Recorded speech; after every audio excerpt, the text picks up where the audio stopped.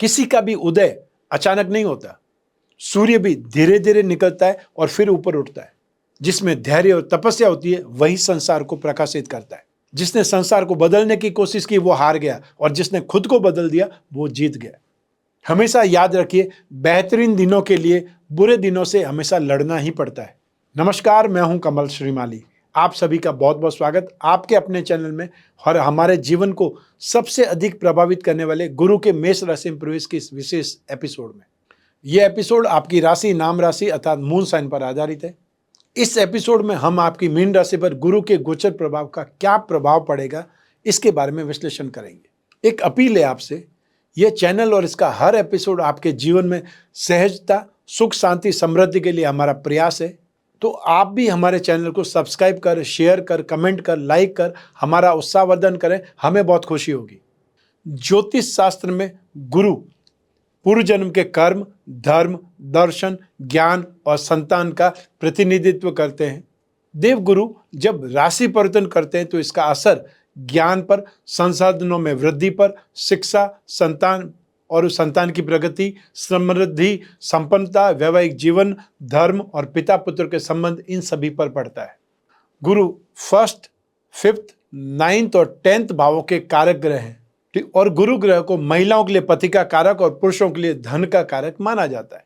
जब गुरु का गोचर मेष राशि में होगा तो वहां पर पहले से ही उपस्थित राहु से युति करेंगे और ये युति गुरु चांडाल दोष का प्रभाव भी दिखलाएगी। शनि की तीसरी नीच राशि पर दृष्टि भी निरंतर बनी रहेगी। हमेशा ध्यान रखें, गुरु वृद्धि के कारक है, इसलिए अच्छी या बुरी जो भी घटना हो उसमें इनका योग वृद्धि कारक होगा। जब गोचर की बात करते हैं तो वहां पर आपकी जन्म कुंडली की बात आ जाती है। तो आप में से जो लोग अपनी कुंडली विश्लेषण या जीवन की समस्याओं के समाधान के लिए फेस टू फेस मिलना चाहते हैं, वे मुझसे 2 अप्रैल और 20 और 21 अप्रैल को दिल्ली में मिल सकते हैं। 7 से 8 अप्रैल और फिर 10 अप्रैल और 25 से 26 अप्रैल तक मुंबई में मिल सकते हैं, और 9 अप्रैल को बेंगलोर में मिल सकते हैं। 16 अप्रैल को अहमदाबाद में मिल सकते हैं। 22 से 24 अप्रैल तक मैं कलकत्ता शहर में रहूँगा। तो आप जिन जिन शहरों में मेरे शेड्यूल है वहाँ पर अपॉइंटमेंट लेकर के मिल सकते हैं। आइए आगे बढ़े। यही गुरु ग्रह 22 अप्रैल 2023 को प्रातः 5:14 पर अस्त रहते हुए ही अश्विनी नक्षत्र और मेष राशि में प्रवेश करेंगे, और 1 मई 2024 तक मेष राशि में ही वक्री और मार्गी गति से भ्रमण करते रहेंगे। 28 अप्रैल को बृहस्पति या गुरु उदय हो जाएंगे और 4 सितंबर की शाम से लगा करके 31 दिसंबर की प्रातः तक गुरु वक्री रहेंगे। लगभग 12 वर्षों के बाद में पुनः गुरु मेष राशि में प्रवेश कर रहे हैं। तो आइए अब जानते हैं कि गुरु गोचर का प्रभाव आपकी राशि पर क्या पड़ रहा है। गुरु आपकी राशि भाव और 10th भाव के स्वामी है तथा आपकी मीन राशि से धन और संपत्ति भाव में 2nd हाउस में गोचर वर्ष प्रवेश करेंगे। गुरु के इस राशि परिवर्तन से रोग भाव 6th हाउस, 8th भाव मारक भाव और साथ ही साथ 10th भाव कर्म भाव पर दृष्टिपात करके विशेष रूप से प्रभावित करेंगे। आपको शनि की साढ़े का पहला चरण चल रहा है, और यह शनि आपको बहुत मजबूत बनाने वाला है और आपको भी प्रैक्टिकल बन के रहना पड़ेगा। आपकी राशि का स्वामी होने के नाते गुरु आपकी प्रोफेशनल लाइफ, आपके कामकाज को नियंत्रित करेंगे। राहु से अलग होने के बाद में गुरु आपके कैरियर में बहुत उन्नति देंगे। एक प्रकार से आपकी मनचाही मुराद पूरी होने जैसा होगा। गुरु के इस गोचर में आपको 30 अक्टूबर से विरोधियों की करारी हार होगी। उनके विरुद्ध एक्शन लेने की जरूरत ही नहीं पड़ेगी, वे खुद ही समझौता करना चाहेंगे। अनएक्सपेक्टेड फाइनेंशियल आपको गेन हो सकता है। परिवार में सुख और समृद्धि बढ़ेगी, आपकी ख्याति बढ़ेगी और आप में परोपकार की भावना बलवान हो जाएगी। आप अपनी बातों से लोगों को मोटिवेट कर पाएंगे। आइए अब बात करते हैं आपके जीवन के महत्वपूर्ण सेक्टर्स की। इस एपिसोड में आगे मैं आपके लाइफ के 6 महत्वपूर्ण सेक्टर पर विश्लेषण कर रहा हूं। सबसे पहले आपका कैरियर, आपकी आर्थिक स्थिति, आपका वैवाहिक जीवन, आपका घर परिवार, शिक्षा और स्वास्थ्य के बारे में, जिससे इस गोचर का सबसे ज़्यादा बेहतर फायदा ले पाएँ, शानदार प्लानिंग कर पाएँ और जहाँ सावधान रहना है वहाँ सावधान रह पाएँ। तो आइए सबसे पहले बात करते हैं आपके कैरियर की। आपको कैरियर में मेहनत करने पर जोर देना होगा। आप कोई MNC, export house, IT sector, financial services की मौजूदा जॉब में हैं तो अप्रेजल की उम्मीद रख सकते हैं। और इन्हीं सेक्टर में अगर व्यवसाय कर रहे हैं या प्रोफेशनल एक्सपर्ट है तो शानदार कमाई के योग है। जो बेरोजगार हैं उनको भी कोई न कोई काम या नौकरी 22 अप्रैल से 4 सितंबर तक मिल सकती है। अक्टूबर तक अर्थात 30 अक्टूबर तक, जब तक गुरु और राहु साथ साथ में है, वहां तक अनचाहे वाद विवाद से बचने का प्रयास करना है। फिर 30 अक्टूबर के बाद में नौकरी पेशा यदि किसी मौके की तलाश में जॉब स्विच करना चाहते हैं तो सही समय होगा। जो टेक्निकल सर्विसेज सेक्टर में हैं वो लोग ज़्यादा बेटर ऑप्शन पाएंगे, और जो लोग कारोबारी हैं उनके जो डेयरिंग में उछाल आएगा, और कोई भी व्यवसाय में आप हैं हर हालत में आपकी नीड पूरी होगी, आप आगे बढ़ेंगे। आप जो गेन देखेंगे, प्रोग्रेस देखेंगे, अचीवमेंट और प्रोग्रेस हर हालत में आपको 1 मई 2024 तक होनी ही होनी है। आइए अब बात करें आपकी मैरिड लाइफ की, वैवाहिक जीवन की। तो आप 30 अक्टूबर तक आपका रवैया अहंकार से भरा हुआ होगा, उससे आपको बचना पड़ेगा। लाइफ पार्टनर के साथ में मतभेद पैदा हो सकते हैं। ससुराल पक्ष से आपको अच्छे संबंध बनाए रखने में ही भलाई है, नहीं तो समस्याएं बढ़ जाएगी। इस 7.5 में आपको बहुत चैलेंजिंग जो परिस्थितियां उससे तालमेल बिठाने की आवश्यकता है, वो आपको सीखना पड़ेगा, और सीखते सीखते आपको टाइम लगेगा, लेकिन जितना जल्दी सीखेंगे उतना आपको समस्याएं कम आएगी या आप एडजस्टमेंट बिठा पाएंगे। फिर 30 अक्टूबर के बाद में रंजिश खत्म होगी और पुनः वैवाहिक संबंध मधुर बनेंगे। रिश्तों में राहत मिलेगी, संतुष्टि मिलेगी। जो अविवाहित हैं और विवाह के इच्छुक हैं उनका विवाह होना लगभग संभव है, और जो लोग विवाहित हैं वो संतान के प्रति जो लालायित है या संतान के प्रति इच्छुक है उनको संतान प्राप्ति का सुख मिल सकता है। स्पेशली सास के साथ में संबंधों में काफ़ी सुधार आएगा, और जो लोग कोई न कोई रिलेशनशिप में, प्रेम प्रसंगों में, वो लोग अब कुछ राहत महसूस करेंगे या उनकी स्थिति सुधरेगी, गलतफहमी दूर होकर के वापस फ्रेंडशिप या रिलेशनशिप ट्रैक पर आएगी। आइए अब बात करें आपके घर और परिवार की। शनि की तीसरी दृष्टि धन और संपत्ति भाव पर होने से प्रॉपर्टी संबंधित कोई विवाद सामने आ सकता है, और इस टाइम पीरियड में, इस गोचर में संतान पर आपका अधिक पैसा खर्च होगा, और आप पैसों की कमी के कारण मेंटली स्ट्रेस में रहेंगे, तनाव से जूझेंगे। 30 अक्टूबर के बाद में जब राहु बृहस्पति से अलग हो जाएंगे, तब परिवार में किसी सदस्य का विवाह संपन्न होगा या घर में किसी नए मेहमान का आगमन होगा, और उससे घर में वापस खुशियां आएंगी, रिश्ते सुधरने लगेंगे, और पिता के सुख में वृद्धि होगी, और उनसे आर्थिक सहयोग मिलने से भी संतुष्टि मिलेगी। आइए अब बात करें आपकी आर्थिक स्थिति के बारे में। गुरु के गोचर की शुरुआत में आर्थिक स्थिति में कुछ परेशानीजनक रहेगी।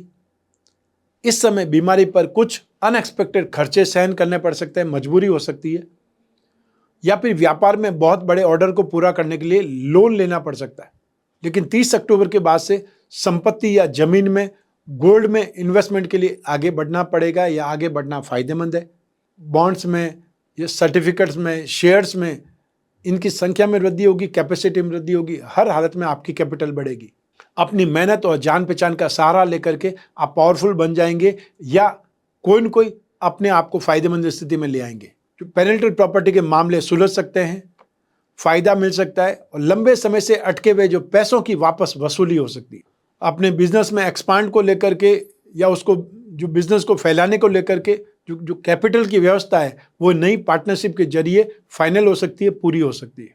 आइए अब बात करें आपकी शिक्षा की। एग्रीकल्चर से संबंधित, सिविल इंजीनियरिंग से संबंधित स्टूडेंट्स अच्छा कॉन्फिडेंस डेवलप करेंगे।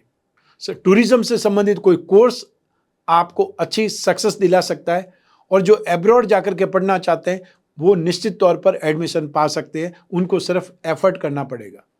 आइए अब बात करें आपकी हेल्थ की। गुरु के इस गोचर में मोटापा, जो ओबेसिटी या वजन गंभीर समस्या बन करके सामने आएगा।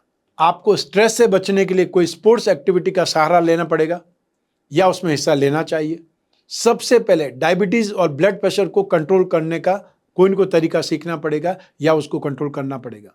सर्वाइकल की समस्या ज़्यादा बढ़ सकती है। बुजुर्ग और युवा वर्ग दोनों को मांसपेशियों में खिंचाव की शिकायत रहेगी, और स्पेशली जो लोग वृद्ध हैं उन्हें यूरिन ब्लैडर में इन्फेक्शन से परेशानियां ज़्यादा बढ़ेगी, या महिलाओं को गायनों से संबंधित समस्याओं का सामना करना पड़ सकता है, और बाहरी सुंदरता में, स्मार्टनेस में भी कुछ कमी नजर आएगी। आइए अब बात करें गुरु ग्रह की शांति के उपायों के बारे में। मधुमेह अर्थात डायबिटीज का सीधा संबंध आपकी कुंडली में, गोचर में गुरु से माना जाता है। तो गुरु की पूजा आराधना पेट को प्रभावित करने वाली बीमारियों से राहत दिलवा सकती है। अगर आप गुरु के दुष्प्रभाव से, प्रतिकूलता से पीड़ित हैं तो फिर इन उपायों को अपनाना चाहिए। ठीक, आप 10 अवतार विष्णु कवच धारण कर सकते हैं। सबसे आसान उपाय, आप गुरु ग्रह का पिरामिड या नवग्रह दोष निवारक पिरामिड अपने बेडरूम में रख सकते हैं। जहां आप सोते हैं वहां रखें, जिससे माइंड, बॉडी और सोल ये 3 चीज ट्यूनअप होगी। जब भी कोई ग्रह चेंज होगा, सबसे पहले आपकी बुद्धि पर असर करता है, उसके बाद में उसका असर शरीर पर होता है। तो इससे आप सेफ हो सकते हैं, अपनी रक्षा कर सकते हैं। आप विष्णु प्रतिमा अपने घर की पूजा में स्थापित करें, और यही पारद की विष्णु प्रतिमा हो तो और ज़्यादा बेटर है। और नित्य उस पर अभिषेक करना है। अभिषेक करते हुए ओम नमो भगवते वासुदेवाय, ये 12 अक्षर का मंत्र है। ये आपको धीमे आवाज में या मन ही मन उच्चारण करते रहना है। गुरुवार के दिन अर्थात थर्सडे को आप गुड़, केला या चने की दाल या फिर कोई भी पीली वस्तु या जो पीले फल हैं उसका दान कर सकते हैं। जो संस्कृत पढ़ सकते हैं या जिन्हें रोज पूजा पाठ की आदत है, वे लोग पुरुष सूक्त या विष्णु सहस्त्र नाम का पाठ करें, और या फिर सामान्य ढंग से आप जो गुरु के एकाक्षरी बीज मंत्र है ओम ब्रह्म बृहस्पतये नमः, इसका जाप करें। तो ये था गुरु का मेष राशि में गोचर फल आपकी राशि के लिए। आपकी जन्म कुंडली में से एक ग्रह चंद्रमा को आधार बना करके मैंने ये राशिफल आपको बतलाया है। आप चाहें तो अपनी जन्म कुंडली के संदर्भ में इसको और सटीकता से जान सकते हैं, क्योंकि जन्म कुंडली आपकी अपनी है और उसमें योग, उसमें दशा, अंतर्दशा, प्रत्यंत दशा या जो भी राजयोग है, जो भी दुर्योग है, उसका भी फल आपको मिलता रहेगा। तो ऐसी स्थिति में यों भी जब समस्याएं ज़्यादा हो, भविष्य में झांकना हो, कोई बहुत बड़ा डिसीजन करना हो, तब अपनी कुंडली का विश्लेषण जरूर करवाना चाहिए। आप में से वो लोग जो अपनी जन्म कुंडली का विश्लेषण करवाना चाहते हैं, चाहे आप कोई भी कंट्री में रहते हैं, कोई भी सिटी में रहते हैं, आप घर बैठे भी अपनी जन्म कुंडली का विश्लेषण करवा सकते हैं।